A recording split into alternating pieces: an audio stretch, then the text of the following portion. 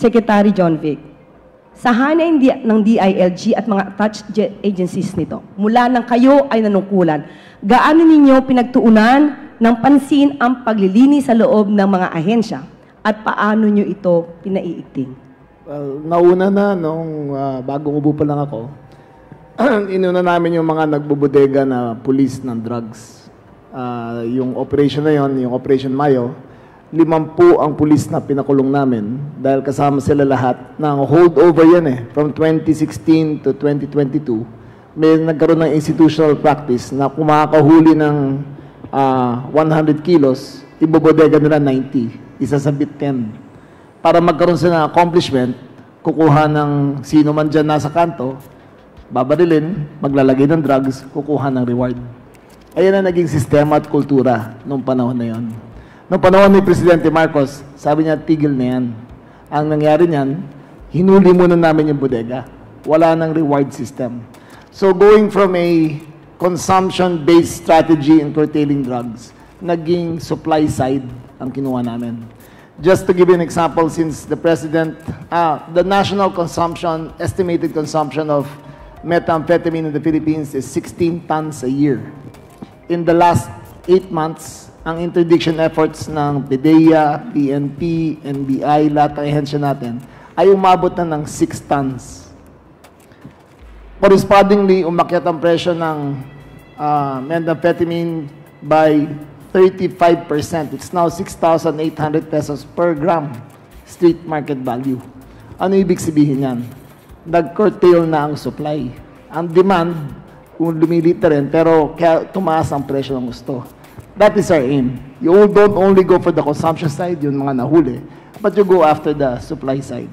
Kung makikita mo, out of that 6 tons ang nawala, umakyat rin ang presyo. So the drug war is working without killing anyone. Hindi kailangan patayin ang tao para manalo sa drug war. Kaya pala lumalabas din po kahit nung nakaraang administrasyon, hindi rin talaga nasasawata ang problema sa illegal na droga? Hindi kasi naging endemic sa kultura na Ayun yung nakasira sa kultura ng mga law enforcement agencies dahil ginawang reward side ang pagkuha ng droga. So, nilaro nila yung sistema. Kung may reward side, pinapalaki nila reward nila. Ngayon, wala tayong reward side, but it is just doing their job. And the President is very serious. Siya mismo ang doon sa pag-incinerate ng drugs. It's a record number of amount of drugs, pure, tested ng mga laboratories na sinunog at one single time. At every week, nagsusunog tayo. Hindi na tayo nagbobodega, diretsong sunog na. Yung dati po naging sanayan, basta po makakuha ng droga, nire-recycle sa market. Kaya hindi nag-iiba ang presyo ng droga. So yung anong po pasok, ganun pa rin. Ngayon po, may sistema na within so many days ay may destruction kagad. Wala na pong recycling ng drugs ngayon sa Pilipinas. So, magandang balita yan. At mukhang nawala na rin ang Ninja Cups. Ano na po? Nawala na rin ang Ninja Cups. Nawala na po. Ayun ang sinigurado namin. Napakagaling po ng ating kampiyon na si Nick Torre na sinisigurado niya po na wala ng Ninja Cups. Ano po yan? Kung under 700 degrees of heat for 12 hours, ginigiling po talaga yung drugs na yan. Tapos it takes another 12 hours to cool down. Tapos titignan yung abo, itetest ulit sa laboratorio kung may drug component pa siya. So it's a very thoroughly scientific drawn process na sisigurado namin na madidestroy talaga lahat ng captured drugs. Bigyan lang natin ng konting minuto sa Sec. John Vic. Pakipaliwanag po yan. Kasi po, di ba lumabas po sa news, ito'y positibo na droga. Nung sinunog, after sunugin, sinabi hindi na siya positibo sa droga. Yung ibang mga fake news peddlers, tinitwist po yung kwento. Pakiliwanag nga po yan, Sec. John Vic. Siyempre po, under extreme high heat, 700 degrees. 12 hours po, gigiling yan. Iikot po yung parang tumbler ho siya na mainit. After 12 hours of intense heat, magiging abo na lang yan. The chances of there being methamphetamine still, molecules lang hinahanap natin, after 12 hours is almost zero. Pero tetestingin pa rin natin yon. So, it came in positive. May videos tayo na nag-positive siya sa mga vials, nilalagay doon. At after yung ash test, it comes out negative. Kasi sabi nilang, hindi wala kami nilagay na drug zone. Next time, sumama kayo at kung gusto nyo makita talaga lahat ng proseso, it is open to the public para makita nila. Open to scrutiny. Yes, TG Neres. Yes, Ma'am Claire. Tama po yung kan po. Kasi po yung kan po, lahat ng mga klase ng droga, yung shabu or even cocaine, ang kaya lang nilang sustain na heat is hanggang 300 degrees Celsius lang. Kaya yung doon sa destruction facility sa Tarlac, yun po ay umaabot ng 750 Celsius. And after na maging abuyan, yung mga chemist po natin, itetest ulit on the presence of methamphetamine o cocaine, yun po yung proseso. Para mas masigurado natin na totally useless yung ashes na po doon. Yun po yung kandon. At sabi nga ng ating secretary ng SILG, si Sir John Vic, oh, you are welcome. At meron na ulit kaming destruction po, mga second week of August. Ilang kilos? 2.5 tons ang nakakuan po para destruction this coming August. Actually, sir, gusto kong pakumbidan yung sa pagsusunog, yung isang journalist. Ibubulong ko Huwag mo sa naman inyo susunugin. kung sino. Hindi pwede sunugin yung... Hindi yung journalist. Bawal Illegal na yun. droga. Bawal yun. Kukumbidahin lang natin para manood manood. siya. Yan. Okay, Kasi binibigyan niya ng twist yung kwento tungkol to. Sama mo. Pero hindi natin siya ipapasok sa... Opo. Maraming salamat po, Secretary Remulla, at patungkol dyan. Usapin tungkol naman sa pagpapalakas ng ating sandatahang lakas naman ang susunod na naging pahayag ng Pangulo. Patuloy tayo sa pagpapatibay ng ating kapulisan at sandatahang lakas. Ang mga armamento, sasakyang pandigma, at sandata ng ating kapulisan at sandatahang lakas ay patuloy na nadaragdagan. Angkop sa layuning modernisasyon at komprehensibong pagtatanggol ng ating mga kapuluan. Sec. Gibo, pwede niyo po ba kaming bigyan ng konting detalye patungkol po dito sa pahayag ng ating Pangulo? At kontra sa paniniwala ng iba na nahinto na raw ang ating mga modernization efforts. Hindi, tuloy-tuloy po ang modernization at lalo pa natin ninanais na bumilis ito. Kaya ang aming pakay ay sana maamyendahan din ng Kongreso ang modernization law ng PNP ay ng AFP dahil ito ay nakasalalay sa 15-year na horizon. At alam natin na nag-o-obsolete ang mga kagamitan in a much shorter time. Pangalawa, pinaghahandaan din namin ang mga kinakailangan na suporta katulad ng mga base ng mga kagamitan upang magamit yung mga bagong sistema na darating na na-order na noon, kaalinsabay sa pag-order natin ng mga bagong sistema. Kasi nag-increase po ang area of operations natin at nagko-concentrate din tayo sa maritime domain. Yung karagatan natin na 2 milyong square kilometers.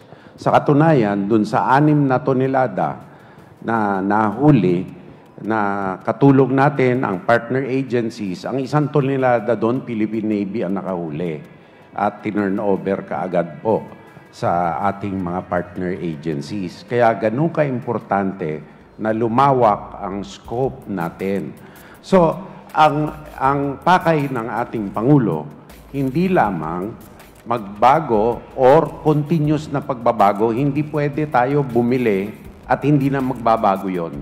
Dahil nagbabago ang anyo ng mga hamon na hinaharap natin.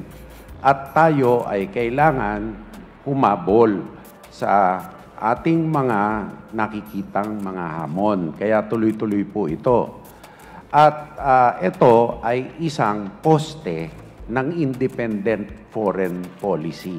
Sapagkat walang bansa sa mundo na may independent foreign policy na walang malakas na sandatahan. Kasi ang kapayapaan, ang independensya, hindi yan libre.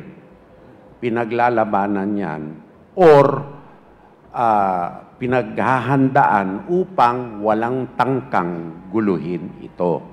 At ang pakay din po natin ay bigyan ng mas malaking espasyo ang ating Pangulo sa pamamagitan ng tinatawag na deterrence para makaandar ang diplomasya at ang ating iba't ibang security agencies. Pangalawa, katulad ng diskusyon natin po kahapon, ay sumasama ang mga tama ng disasters. Kaya inaasahan po natin sa unang yugto kung malalaki ang disaster, ang Armed Forces at ang PNP po ang inaasahan. Sa frontline po, ang PNP, BFP, Coast Guard.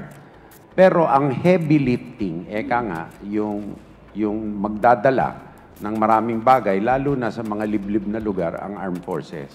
Kaya ito, patuloy din natin minomonitor. Pangatlo, ang hamon, hindi lamang ang tinatawag na traditional threats, kung hindi, nandyan na rin ang asymmetric and hybrid threats katulad ng cyber attacks at iba't iba pa. Ngayon, ang tinatawag nila nung araw na Moore's Law, na every 2 years nag-o-obsolete ang cyber technology, hindi na ho ganon. Sa iba pong mga conflict areas ngayon, kada 3 buwan, nagbabago na. Kasi nga, katulad nung sinabi ni Director natin sa ARTA, may artificial intelligence. Natutumbok pa agad ng mga katunggali ang kapabilidad mo. Dahil may pamamaraan na sila na matumbok ito. At pang-apat, sa 7,000 islands, 2 million square kilometers, ay hindi natin masusustini ang katulong ang PNP at ibang agencies ang kapayapaan at deterrence sa size ng armed forces. Ikumpara natin sa ating mga kapitbayan. Per capita ratio natin, population versus uniformed and non-uniformed members ng Department of National Defense. No? Isa tayo sa pinakamaliit. Ang kasundaluhan natin ay 162,000 lang. Ang kaalinsabay natin na bansa, katulad ng Thailand, 360,000 na yan, maliban pa sa pulis. So, kung kapayapaan, kapuluan, deterrence sa pinag-uusapan, hindi lamang kagamitan, kung hindi katauhan ang kailangan natin dagdagan. Masabi ko rin, hindi lang po ito ang mandato ng Department of National Defense, kung hindi ang pang-aalaga at pag-aaruga sa ating mga veterano. Sa ganung pamamaraan, ginawang priority project ng ating Pangulo ang paggagawa ng Veterans Health Service kung saan i-decentralize ang pagbibigay ng primary care at consultative care, telemedicine, reseta, blood transfusions, ang 15 na tinatawag na Valor Clinic na ikakalat sa buong Pilipinas at dadagdagan pa. Ang Veterans Memorial Medical Center na 1947 pa, kailangan ibagbagin at i-remodel dahil ito'y luma na. So, i-upgrade po ito'y magiging specialty and high-quality tertiary care center ng ating mga veterano. Ngayon, para naman ma-decongest ang ating mga hospital dahil marami po sa ating mga veterano humahaba ang confinement average dahil kinakailangan po nila ng hospice. Gagawa po ang Philippine Veterans Affairs Office ng mga hospice sa ating mga veterano na hindi na po kaya alagaan ang kanilang mga sarili at wala pong kapamilya na mag-aalaga po sa kanila. Ang government arsenal naman, siya ang gumagawa ng bala at iba't iba pang mga monumento yung mga armas na kinakailangan natin, iminomodernize din po natin. And yung OCD po, na-discuss na natin kahapon, na bilin ng ating Pangulo, response. Anticipate potential disasters, bilisan ang response. Ngayon, itong ecosystem na to, enterprise ang tawag dito sa private sector, enterprise dahil maraming ahensya. Ang importante dito ang operational security natin. Dahil critical ang mga infrastruktura dito, ay napaka-importante na ang tao at ang ating mga proseso, ang ating kagamitan ay pangangalagaan ng seguridad. Kasi ito ay numero unong target na tinatarget ng mga may interest na pahinain tayo. At alam niyo na kung sino yun, hindi ko na babanggitin, na mga bansa. Tatagal eh. Alam niyo naman, pagka nasusian ako sa bansa na yun, hindi na ako titigil. So, gano'n. Ito ay priority projects ng ating Pangulo.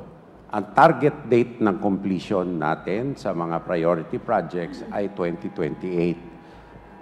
Yung strategic basing program natin, kung saan dadagdagan natin ang ating mga base, kalinsabay ng Coast Guard, dahil maraming maritime areas, lalong-lalo na sa dako ng Pacific Ocean na kailangan nating dagdagan, ay of course mag-e-extend ito, no? Pero kailangan umpisahan na ngayon. So patuloy ang ating modernisasyon.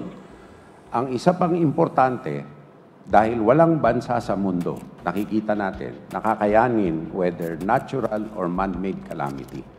Pinalalaki ng ating Pangulo at isang importanteng hakbang sa kada foreign engagement niya, kaalinsabay ng ating National Security Advisor at Foreign Affairs Secretary, ang paggagawa ng alyansa natin para itaguyod ang international law kung saan itinataguyod natin ang karapatan natin na gamitin ang likas na yaman sa ilalim ng karagatan pagka tayo'y 80% karagatan at alagaan ito. Sabi ng ating Pangulo, hindi ako nagpupundar para ngayon lamang kung hindi para sa kinabukasan. So, pinupundar natin to, pinangangalagaan natin to para meron tayong ipamamana sa mga Pilipino sa kinabukasan nila. Salamat, Secretary Gibo. Nako, sa kinuwento po at ipinahayag ng ating Secretary Gibo, parang ang hirap maging DND Secretary. Sa ilalim po ng pangunguna ng ating Pangulo, madali, lalong-lalo na po siya ang timon at may mga kasamahan po tayo na isang pamilya na suportado po namin ang isa't isa. Yan.